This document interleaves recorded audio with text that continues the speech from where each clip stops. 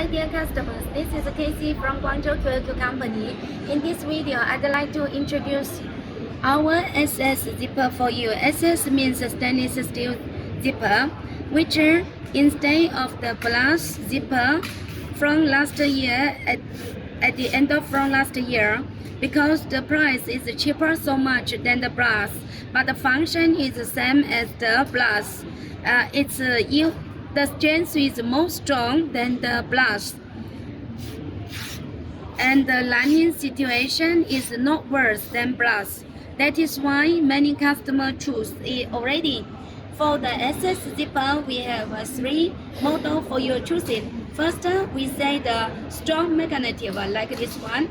This one, when you use the magnetic, it can catch it directly like this one. Okay. But I don't bring the magnetic with me this time, so I cannot show to you.